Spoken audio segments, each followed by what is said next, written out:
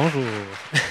Alors, oui, aujourd'hui, on va s'entretenir de l'influence de l'environnement sur les choix alimentaires. Mais avant qu'on rentre dans le vif du sujet, je pense que c'est important de comprendre un peu qui je suis et qu'est-ce que je fais dans la vie. Donc, Laurie l'a dit, je pourrais passer vite, là, mais j'ai écrit 2 livres. Donc, le premier qui a été publié en 2015, Sauver la planète une bouchée à la fois, c'est vraiment sur l'impact environnemental de notre alimentation. Donc, comment les choix qu'on fait au quotidien peuvent avoir un impact sur notre planète, finalement, puis comment est-ce qu'on fait pour diminuer notre impact qu'on a. Et n'avalez pas tout ce qu'on vous dit, s'intéresse davantage à la communication de la nutrition. Donc, tous les messages qu'on entend au quotidien, comment est-ce qu'on fait pour savoir ce qui est vrai, comment est-ce qu'on fait pour savoir ce qui est faux. Donc, vraiment essayer de faire le ménage là-dedans, puis ne pas tomber dans les pièges de ceux qui essaient d'influencer notre alimentation. Bon, cette photo-là de moi qui a l'air beaucoup trop sérieux dans un champ, c'est juste pour vous dire que depuis le début de ma carrière, j'ai un intérêt particulier pour l'agriculture urbaine. Donc, vous allez voir que dans la conférence d'aujourd'hui, je vais en parler beaucoup. Pour ceux qui ont fait les mêmes visites que moi, les mêmes ateliers, c'est un thème qui est récurrent, l'agriculture urbaine, parce que c'est clairement une des façons d'influencer de façon positive l'alimentation des citoyens. Mais un des premiers trucs que je veux que vous compreniez, c'est que quand j'ai commencé à m'intéresser à l'agriculture urbaine, puis que j'allais dans des événements et tout ça, j'étais le seul nutritionniste tout le temps, puis je me disais, voyons donc, comme tout le monde s'intéressait davantage à l'impact environnemental, donc, de cultiver, ça peut aider contre les îlots de chaleur, par exemple, où on aide à capter du carbone, c'est bon pour la biodiversité, mais personne regardait à savoir, bien, est-ce qu'on mange plus de fruits et de légumes quand on cultive un potager? Est-ce que ça a un impact positif sur la santé des citoyens? Il y a très, très, très peu de choses qui se font là-dessus. Bref, le mandat d'aujourd'hui, il est en 3 points. Premièrement, de savoir comment l'aménagement urbain, donc comment l'aménagement de nos villes peut avoir une influence sur le contenu de nos assiettes, de quelle manière les municipalités elles peuvent influencer de façon positive l'alimentation de leurs citoyens, puis finalement d'explorer des initiatives qui sont novatrices en matière de design urbain, grosso modo, là, en d'autres termes, des petits trucs que j'ai trouvés cool puis que ça me tentait de vous partager. Alors, comme je sais qu'on n'est pas tous des nutritionnistes, je voulais d'abord qu'on parte sur des bases solides, qu'on parte tous sur les mêmes bases de c'est quoi la saine alimentation, c'est quoi bien manger. Puis comme le nouveau guide alimentaire canadien est toujours pas sorti, donc on l'attend pour 2018, mais on n'a toujours rien reçu, mais moi personnellement, c'est pas sur cet outil de santé publique que je base mes recommandations. Je me base davantage sur 2 choses. Un, la classification NOVA, que je vais vous expliquer, et le guide alimentaire brésilien. Donc, premièrement, la classification NOVA, elle catégorise les aliments en 4 catégories. Donc, la première en bas à gauche qu'on voit, c'est les aliments frais et peu transformés. Grosso modo, c'est des parties de plantes et d'animaux, donc des fruits, des légumes, des légumineuses, des grains céréaliers, des noix, etc., du poisson, de la viande, du lait, des œufs. Donc, aliments frais et peu transformés. Et ce que cette classification nous dit, c'est qu'il faut qu'on mise majoritairement sur cette catégorie d'aliments. Ensuite, la deuxième catégorie, c'est les ingrédients culinaires. Donc ça, c'est des aliments que généralement, on ne mange pas comme ça tout seul. On va les intégrer aux recettes qu'on va faire, donc le beurre, le sirop d'érable, le sucre, le miel, l'huile, etc. Donc, ce n'est pas des trucs qu'on mange généralement à la cuillère, c'est des trucs qu'on utilise pour nos recettes. Puis ce qu'on nous dit, c'est utiliser ces aliments-là quand vous cuisinez en petite quantité. Après ça, le troisième cadran, c'est les aliments transformés. Ça, dans ce cas-ci, c'est, mettons, le fromage, le pain, mais quand je parle du pain, c'est du pain où est-ce qu'il y aurait juste la farine, de l'eau, de la levure, là, donc vraiment un pain de base, ou des légumes en conserve, ou des fruits en conserve, des légumineuses, ou des noix, mettons, qu'on aurait salées et sucrées, tout ça. Puis ce qu'on nous dit par rapport à cette catégorie-là, c'est de limiter la catégorie. Donc, ça ne veut pas dire qu'on n'en mange pas, mais on limite. Puis finalement, la dernière catégorie, qu'on appelle les aliments ultra transformés, bien ça, c'est généralement des concoctions de l'industrie agroalimentaire. Fait que ça, c'est des recettes qui vont contenir beaucoup de gras, de sucre, de sel, de farine raffinée et d'additifs. Et donc, souvent, qui vont utiliser aussi des méthodes de transformation que nous, comme consommateurs, on n'a pas accès, comme l'hydrogénation, l'extrusion, etc. Donc, comment ça se traduit en termes d'aliments? Bien, des biscuits, des gâteaux, des boissons gazeuses, la crème glacée. Vous voyez un petit peu le portrait. Et ce qu'on nous dit, c'est d'éviter les aliments qui sont dans cette catégorie-là. Donc, une saine alimentation, c'est quoi? C'est une alimentation qui va miser en majorité sur les aliments frais et peu transformés, donc qui va favoriser ces aliments-là et qui va limiter les aliments ultra transformés. Okay? Puis ce que le guide alimentaire brésilien nous dit, parce que lui, il se base sur la classification Nova pour faire ses recommandations. Évidemment, les recommandations que je vous montre, ce n'est pas les seules du guide alimentaire. J'en ai juste choisi quelques-unes qui avaient un rapport avec la présentation. Ce qu'on nous dit, c'est qu'il faut favoriser les aliments frais et peu transformés et qu'on doit limiter les aliments ultra transformés. Et ça, il y a de la science en arrière qui démontre bien que plus on intègre des aliments ultra transformés à notre alimentation, plus la qualité de l'alimentation décline. D'un point de vue nutritionnel, on a de la littérature maintenant pour être capable de l'appuyer. Bref, le guide alimentaire brésilien, il se base de ça, se base de cette classification-là pour donner des recommandations à la population. Notamment, celle que j'ai choisi de vous montrer, c'est de manger en majorité des aliments frais et peu transformés, de manger en bonne compagnie avec les amis, la famille, des collègues. Il y a de la littérature aussi pour démontrer que quand on mange en compagnie, souvent on va avoir une meilleure qualité nutritionnelle. On nous conseille de faire notre épicerie dans des magasins qui offrent des aliments frais en majorité et on nous dit de choisir des restaurants qui offrent des repas cuisinés maison. Donc, si on ne mange pas à la maison, d'au moins choisir des restaurants, pas dans les restaurants rapides, mais d'aller dans des restaurants où on sert des aliments qui sont frais.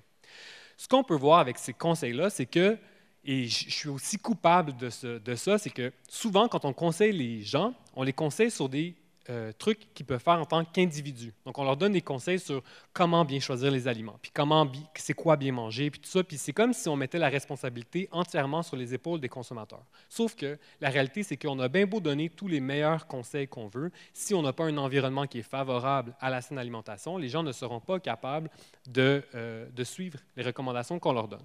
Donc, parler de l'environnement alimentaire, c'est hyper important. Et donc, ce qu'on veut, finalement, c'est un environnement qui va être favorable à la saine alimentation. Et donc, nos choix alimentaires ne sont pas seulement individuels, c'est aussi des choix donc, qui vont être influencés par la disponibilité des aliments. Donc, même si je vous dis, c'est bon manger des mangues ou peu importe, s'il n'y en a pas de mangue, j'en mangerai pas. L'abordabilité, donc il faut que la personne soit capable de se payer ces aliments-là, si elle veut être capable de les manger. Et l'accessibilité, donc il faut que ce soit proche. Donc, il faut que ce soit disponible, il faut que ce soit facilement accessible et qu'il soit capable de se payer. Et là, après, on peut se dire que peut-être qu'il va être capable de suivre les recommandations qu'on va leur avoir données. Donc, on veut créer un environnement qui va être favorable. Et donc, un environnement favorable à la saine alimentation, c'est quoi? C'est un environnement qui va favoriser les aliments frais et peu transformés et qui va limiter les aliments ultra transformés.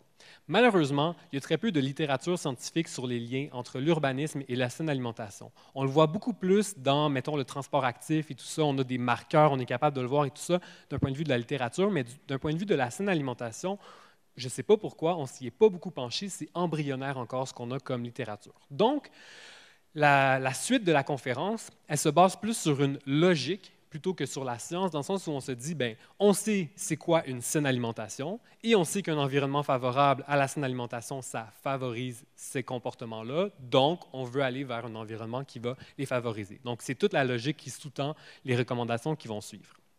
Première des choses qu'il faut comprendre, c'est le concept de désert alimentaire. Donc, un désert alimentaire, c'est lorsqu'on vit dans un lieu géographique où on a un accès limité aux aliments qu'on appelle sains, mais aux aliments frais et peu transformés. Et donc, dans le cas des villes, ça veut dire qu'à moins de 1 km, on n'a pas de supermarché ou on n'a pas d'épicerie à moins de 1 km de la maison. Donc, c'est difficile de s'y rendre. Et dans le cas des milieux ruraux, c'est à 16 km et plus et moins, on n'a pas de supermarché ou d'épicerie. Donc, c'est difficile de se procurer des aliments sains parce que, juste à cause de notre localisation géographique, on ne peut pas s'y rendre. Et souvent, les déserts alimentaires, ce sont dans des quartiers qui sont défavorisés. Parce que les supermarchés se disent, comme la population dans ce quartier-là n'a pas beaucoup d'argent, je ne vais pas m'implanter là parce que je ne vais pas faire d'argent moi non plus, je ne serai pas capable d'être rentable, donc ils ne s'installent pas. Et donc, cette population-là, qui est déjà défavorisée d'un point de vue financier, se retrouve à avoir des inégalités de santé parce qu'elle n'est pas capable d'aller s'acheter des aliments frais et peu transformés. Donc, les obstacles sont financiers, puis les obstacles sont géographiques, donc d'un point de vue du transport. Puis ce matin, il y avait une présentation justement où c'est Julie Girard qui disait que si je n'ai pas le 15$ pour aller prendre le taxi puis aller m'acheter, faire mon épicerie, c'est ça. Donc, c'est vraiment des obstacles financiers qu'on a et des obstacles géographiques. En ce moment, il y a à peu près 6% des Québécois en ville qui vivent dans un désert alimentaire et 13% des Québécois en milieu rural qui vivent dans un désert alimentaire. Donc, ils n'ont pas de supermarché ou d'épicerie à une distance suffisamment courte pour favoriser des choix alimentaires sains, mais un Québécois sur deux vit dans un lieu où quand même il y a peu de commerce alimentaire, donc des épiceries, des supermarchés. Donc, il ne se qualifie pas nécessairement pour la définition de désert alimentaire, mais il y a peu d'endroits où s'acheter des aliments qui sont frais. Et donc, ce que ça veut dire, c'est que quand on vit dans un endroit où on n'a pas les bâtiments pour être capable d'aller s'acheter des aliments sains, ben, on est dépendant aux dépanneurs, puis on est dépendant aux restaurants de malbouffe. Donc, on se retrouve exposé à des aliments ultra transformés. C'est ça que ces commerces-là vendent en majorité. Un autre type d'environnement alimentaire qu'il faut connaître, c'est celui de marais alimentaires, et c'est l'environnement alimentaire le plus fréquent au Canada. Dans le fond, c'est quand on vit à un endroit où, oui, il y a des supermarchés, des épiceries à proximité, mais il y a juste tellement de fast-food puis de dépanneurs, encore plus que de supermarchés, puis sont tellement accessibles que finalement, c'est comme juste plus simple de se rendre dans un restaurant de fast-food que d'aller dans les épiceries. Et donc, on sait qu'en tant qu'individu, on a des limites aussi psychologiques dans le sens où, justement, si tu passes puis à chaque coin de rue, tu as un McDo, bien, c'est sûr que tu vas être plus souvent tenté d'aller dans ton McDo versus si tu dois faire, je sais pas, 5, 6 coins de rue pour aller au supermarché, peut-être c'est plus simple d'aller dans les commerces qui sont à proximité. Et donc, le marais alimentaire, c'est le type d'environnement alimentaire le plus fréquent. Donc, en général, on est surexposé à des commerces qui vendent des aliments ultra transformés et on a peu d'exposition à des aliments qui vendent des aliments frais. Okay? Et souvent, évidemment, c'est dans les quartiers défavorisés qu'on va retrouver ce type d'environnement-là. Un des exemples que je trouve très intéressant, ou en tout cas, ou triste, ou peu importe comment vous voulez le décrire, là, mais c'est celui des restaurants de malbouffe à proximité des écoles. Okay? Au Québec, une école sur deux a un restaurant, un restaurant de fast-food en ville à moins de 500 mètres de distance. Okay? Donc, c'est très rapide pour les jeunes, quand c'est le midi, de se rendre dans un restaurant de fast-food. C'est vraiment à proximité, une école sur deux. On a très peu d'études, comme je vous disais, les liens entre l'urbanisme et la saine alimentation sont peu nombreuses, mais les quelques études qu'on a démontrent que les jeunes qui fréquentent ces écoles-là, qui sont à proximité de restaurants de malbouffe, bien, ils boivent davantage de boissons sucrées et ils vont avoir une qualité alimentaire qui va être moindre que ceux qui sont dans des écoles qui sont plus loin. Et donc, un des trucs qu'il faut comprendre dans ce cas-ci, c'est que le design urbain, c'est intrinsèquement lié à la politique. Okay? Et donc, je sais qu'il y avait des élus ce matin, je ne sais pas s'il y en a encore aujourd'hui. Je vais retaper très souvent sur la tête des élus parce que c'est eux qui ont un très grand pouvoir dans toute cette histoire-là. Parce que très souvent, il y a des réglementations qu'on peut mettre en place pour éviter que de nouveaux commerces s'implantent. On s'entend, c'est très difficile une fois que les commerces sont implantés, tu ne peux pas arriver et dire comme bye-bye, vous partez. Non, ça ne fonctionne pas. Il faut qu'il y ait des cadres politiques qui permettent de limiter l'implantation des nouveaux commerces. Et dans le cas de certains exemples, ce qui a été fait, il y a eu des exemples où vraiment on disait, bon, on ne peut plus implanter de restaurants de malbouffe à moins de X mètres d'école. Okay? Sauf que, n'oubliez pas, c'est très difficile de définir ce qu'est de la malbouffe. T'sais, par exemple, si c'est un restaurant comme familial où on sert des hamburgers puis des frites, est-ce que c'est la même chose que si c'est une chaîne de restauration rapide? Donc, il y a toutes ces questions-là aussi à se poser. Puis donc, encore une fois, d'un point de vue politique et légal, ça peut être plus difficile de trancher puis de dire ça, tu as le droit, ça, tu n'as pas le droit. Alors, comment les gens vont avoir contourné ce genre de règlement-là? Ils peuvent dire on interdit les restaurants où il n'y a pas de service aux tables, ou on interdit les restaurants qui ont un service à l'auto, par exemple. Et donc, sans dire nécessairement sans parler de l'offre alimentaire, on est capable quand même de limiter l'implantation des restaurants de fast-food par d'autres aspects de ce qui caractérise un restaurant de malbouffe généralement. Mais ce que ça veut dire aussi, et ça c'est quelque chose qui va se poursuivre pour le reste de la présentation, c'est que la politique, c'est la chose la plus importante. Okay? C'est eux qui vont avoir le plus d'impact parce que c'est très souvent des règlements qui vont changer les choses et qui vont permettre de favoriser un environnement versus un autre. Alors, quelques solutions. Donc, juste vous parler de comme quelques exemples que j'ai vus que je trouvais intéressants pour justement aller dans la direction qu'on recherche. Donc, ici, premier des trucs, si on veut combattre les déserts alimentaires, bien, il faut favoriser l'implantation des supermarchés. Mais, je vous l'ai dit tantôt, un supermarché ne veut pas s'implanter dans... Pourquoi c'est un désert alimentaire? C'est parce qu'il n'y a pas d'argent à faire dans la tête des exploitants de ces supermarchés-là. Donc, il faut trouver des incitatifs fiscaux, par exemple, pour être capable de les aider à venir s'implanter dans le quartier. Ça peut être, par exemple, de dire, si vous allouez un minimum de, mettons, 500 pieds carrés dans votre établissement va être pour les aliments frais et peu transformés, on vous donne des réductions, soit dans les impôts ou dans les taxes, ou peu importe. Là. Mais donc, d'avoir des incitatifs fiscaux, c'est à peu près indispensable si on veut approcher, si on veut courtiser finalement ces commerçants pour qu'ils viennent s'implanter dans des lieux où il en manque, finalement, pour que la population ait accès à des aliments qui sont plus sains. Puis n'oubliez pas, hein, même si on leur donne des incitatifs fiscaux, là, puis qu'on a l'impression, d'un point de vue municipal, que c'est un investissement qu'on fait, ouais, mais c'est aussi un investissement que vous faites, que vous allez payer moins cher éventuellement dans les soins de santé, tout ça, parce qu'on a donné accès à des aliments plus frais à la population. Ici, un exemple que je trouve cool, peut-être que vous en avez entendu parler. Donc ça, c'est à Montréal, dans Ville-Saint-Laurent. Grosso modo, encore une fois, pour moi, ça, c'est un exemple de comment la politique peut avoir un impact. Ici, dans Ville-Saint-Laurent, il y avait un règlement municipal qui oblige les commerçants à avoir, je pense que c'est selon la superficie du commerce que tu ouvres, au minimum 50% de la superficie doit être un toit vert. Okay? Et dans le cas du IGA, okay, qui voulait s'implanter, eux, plutôt que de voir ce règlement-là comme étant un obstacle, puis de dire « Ah, on ne va pas venir parce que vous demandez en plus qu'on ait un toit vert », eux se sont dit « Non, ça va être une opportunité de faire quelque chose d'intéressant ». Et donc, ils ont développé un toit vert qui est productif. Donc, ça veut dire qu'ils font pousser des fruits et des légumes. Et c'est le plus gros toit vert productif au Canada qui a été développé. Ça je pense, ça date de l'année dernière. Là. Donc, c'est vraiment très, très, très récent. Et donc, ce que ça montre, c'est que parfois, des règlements municipaux peuvent encourager la créativité carrément, puis peuvent encourager des super belles initiatives. Et dans ce cas-ci, ben, ces fruits et ces légumes-là qu'on fait pousser sur le toit, ben, ils sont vendus après dans le supermarché. Donc, ça donne accès encore plus à des aliments frais et locaux qu'on a cultivés à même le toit du supermarché. Donc ça, je trouvais ça quand même super intéressant.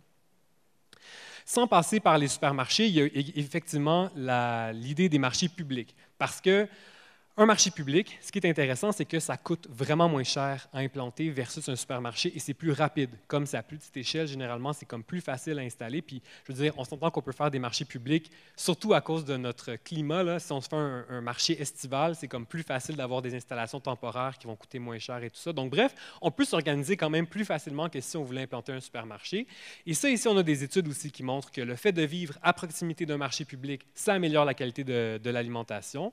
Et l'autre truc que je trouve super intéressant, c'est que très souvent, on parle de ces initiatives-là seulement dans l'angle de « Ah, ça va favoriser les aliments frais, donc la population va être capable d'en acheter plus. » Oui, c'est vrai, ça répond à cette opportunité-là. Mais ce que ça fait aussi, c'est que les marchés publics, c'est un lieu de socialisation. Donc, on vient, on rencontre les gens, on rencontre les producteurs, on se reconnecte à la production alimentaire, on découvre des nouveaux aliments. Donc, c'est un lieu propice à l'éducation alimentaire. Et ça, c'est riche et c'est hyper intéressant d'un point de vue de la santé. Donc, de découvrir des nouveaux aliments, de les intégrer, de demander à son producteur hey, « c'est quoi ça? Comment est-ce qu'on le cuisine? » d'échanger avec les gens et tout ça. Donc, on oublie toutes ces facettes-là aussi. Donc, oui, il y a le côté de « on a des fruits et des légumes à proximité », mais c'est tout le côté aussi social qui vient avec ça qui est très, très, très intéressant et qui est important d'un point de vue de la santé publique aussi. Autre chose hyper importante, les fontaines d'eau. Okay? Vous le savez probablement, la surconsommation de sucre libre, c'est une problématique d'un point de vue de santé publique. C'est associé aux maladies cardiovasculaires, à l'obésité, au diabète. Okay? Mais les boissons sucrées, c'est une des principales sources de sucre libre dans l'alimentation des Québécois.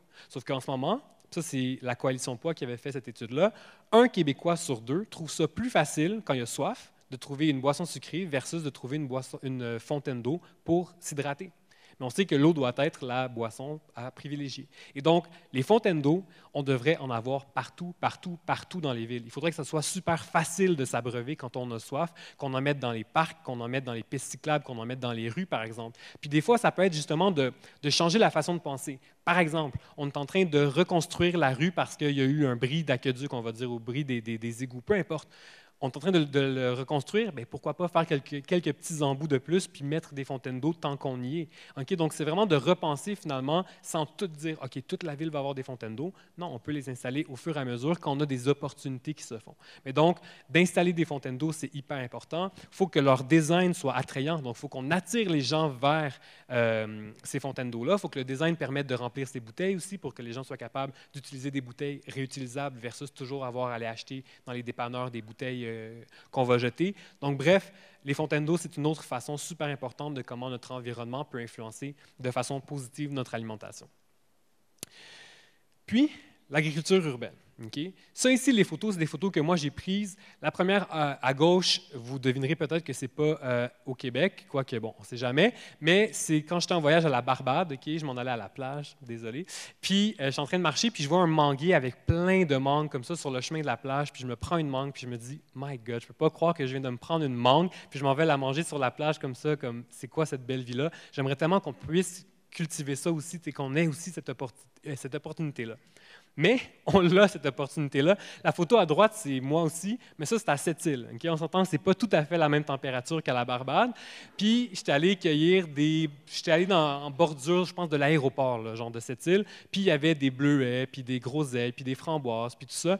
Puis, je me disais, My God, on a cette richesse-là. On a tellement d'aliments qu'on peut cultiver aussi. Et pourquoi pas les inclure davantage dans le design urbain, justement, pour qu'on ait accès à ces ressources-là. Puis, encore une fois, ça nous nourrit, mais ça nous fait aussi de la découverte de fruits et de légumes et tout ça. Donc, bref, nous aussi, on peut le faire. Alors, comment est-ce qu'on peut le faire? En fait, première des choses, il y a des avantages, okay? Parce que je vais vous convaincre aussi que pour moi, l'agriculture urbaine, c'est probablement une des meilleures façons d'améliorer l'alimentation des gens, en très grande partie. Pourquoi? Parce que ça améliore l'accès à des fruits et des légumes frais, parce que ça aide à combattre les îlots de chaleur, donc qui sont une autre problématique de santé publique importante, parce que ça ne coûte pas grand-chose. Donc, d'un point de vue de la sécurité alimentaire, ça peut être un supplément super important pour les familles qui n'ont pas beaucoup de revenus, donc des suppléments de fruits et de légumes frais, donc, et qui sont à très faible coût, donc vraiment intéressant. Et ça permet de reconnecter les gens entre eux, donc d'un point de vue social, c'est important, mais c'est aussi, ça nous reconnecte à la production alimentaire. Je veux dire, la première fois que tu cultives une tomate, là, puis que tu es en plein mois de mars, par exemple, puis que tu prends ta semence, puis tu es à l'intérieur, puis là, tu commences à voir, tu la plantes, il y a encore full de neige à l'extérieur, mais tu commences à voir ta plante qui grandit, puis tout ça, puis là, tu fais vraiment attention, tu l'arroses, puis tout ça. Puis là, tu vois le temps qui passe, puis là, ta plante, elle grandit, tu la transplantes, tu la mets dans un nouveau pot, puis là, quand il commence à faire beau, puis qu'il fait chaud, tu la mets dehors, puis là, tu commences à la voir grandir, puis là, tu la plantes dans la terre, puis là, tu as la première fleur jaune. Puis là, cette première fleur jaune-là, tu te dis « Hey, yes, j'ai des tomates qui s'en viennent enfin! » Non, non, non. Il te reste encore 2 mois avant que ta première tomate arrive. Puis là, tu commences à voir ta petite fleur jaune qui se transforme en petite boule verte qui grandit, qui grandit, qui grandit, qui grandit comme ça. Puis tu te dis « Coudonc, elle va-tu rougir un jour, cette tomate-là, s'il vous plaît? » Puis le jour où cette tomate, elle devient rouge, là, ça va être la meilleure tomate que tu auras jamais mangée de ta vie. Tu as développé une relation avec cette tomate-là tellement tu as fait attention, là. Et donc, c'est ça, pour moi, le plus grand pouvoir de l'agriculture urbaine, c'est de reconnecter les citoyens à la production alimentaire, de se rendre compte de tous les efforts qu'on a à mettre en dedans, et ça nous donne un regard totalement différent aux aliments. Et donc ça, d'un point de vue de l'éducation alimentaire, je pense que c'est hyper important, pas seulement d'un point de vue de l'accessibilité à ces aliments-là. Donc, je reviens avec ma politique. Qu'est-ce qu'on peut faire si on veut favoriser l'agriculture? Bien, il faut faire des changements de zonage. On n'a pas le choix très souvent. Un des exemples que je trouvais intéressant, c'est Saint-Bruno de Montarville. Eux, ce qu'ils ont décidé de faire, c'est qu'ils se sont partis une politique de ville nourricière. Donc, c'était une volonté de la municipalité, des citoyens, en fait. Donc, ils ont demandé qu'est-ce que vous voulez qu'on fasse comme projet. Eux, ils ont dit, OK, on fait une ville nourricière. Donc, on va se nourrir à même la ville. Et donc, des exemples de ce qu'ils ont fait, agriculture en façade des maisons. Donc, peut-être que vous avez déjà entendu parler des batailles qu'il y a eu parce qu'en banlieue, les gens aiment avoir leur gazon vert à très grande étendue de gazon vert. Et donc, il y a des gens qui plantaient en façade des potagers, il y avait des guerres de voisins parce qu'ils ne trouvaient pas ça beau, bref, etc. Et des fois, ce n'est pas permis par la ville d'avoir un potager en façade. Donc, bref, ils ont changé les règlements pour permettre les potagers en façade, de mettre des aménagements paysagers qui sont comestibles, donc tous les aménagements que la ville paye et qu'elle fait, que ce soit des plantes qu'on puisse cultiver, de cultiver sur les toits, par exemple, ou ça peut être de cultiver sur les trottoirs. Donc, à Montréal, on le fait beaucoup, là, de détruire des saillies de trottoirs pour être capable de cultiver là, puis que les gens soient capables de consommer les aliments. Mais bref, très souvent, ce que ça demande, c'est des changements de zonage et donc une volonté politique, clairement. Puis une autre chose aussi qui peut être importante à faire, un détail, là, mais souvent, c'est interdit de vendre les aliments qu'on a produits en ville, encore une fois, pour des raisons de réglementation. Donc, de réfléchir aussi à ça, puis de se dire, peut-être qu'on pourrait accepter de vendre les produits qu'on a fait en ville parce que ça va faciliter l'accès par après. Jardins communautaires. OK? Donc, des jardins communautaires, c'est quoi? C'est des petits terrains, donc des jardinets, OK, qu'on va créer et que la ville va louer à la population pour être capable de cultiver. Ça ne coûte vraiment pas très cher et donc, année après année, on peut le cultiver. Montréal, on est la pionnière, la ville pionnière donc des jardins communautaires. Le programme est parti en 1975. On a 8500 jardinets. Présentement, on est un des plus gros programmes de jardins communautaires dans le monde. Fait que je trouve ça vraiment intéressant. Jardin collectif. Donc, ça, c'est une photo de moi qui était dans un jardin collectif à l'Université de Montréal. Donc, plutôt que le jardin communautaire où généralement c'est une personne, un jardin, ou une famille, un jardin, peu importe, le jardin collectif, c'est plein de gens qui gèrent un jardin ensemble et qui vont prendre des décisions, mais qui vont aussi se partager les récoltes et tout ça. Donc, même chose, là, je vous parle de Montréal, mais on a 70 jardins comme ça, collectifs, qui ont été mis en place. Les ruelles vertes. Okay, donc, une ruelle verte, c'est quoi? C'est une ruelle où on va couper la circulation aux automobiles et qu'on va cultiver donc, dans les ruelles pour être capable de cultiver ce qu'on veut. Et donc, tous les citoyens, tous les voisins pardon, de la ruelle vont participer, vont mettre la main à la pâte et cultiver. Dans le quartier Rosemont-la-Petite-Patrie, qui est un quartier où l'agriculture urbaine est vraiment en ébullition, il y a plus que 100 ruelles vertes maintenant, puis la majorité ont été mises sur pied après 2011. Donc, c'est très, très, très rapide. Il y a vraiment un engouement pour ça. Et donc, on peut y planter des arbres fruitiers, on peut y planter des arbustes et tout ça. Merci, je vois mon temps. Donc, on peut planter vraiment plein de trucs. Bref, c'est une autre façon de modifier le paysage urbain. Une autre des façons que les villes peuvent mettre en valeur ou en fait faciliter l'accès à l'agriculture, c'est en utilisant des lieux inoccupés.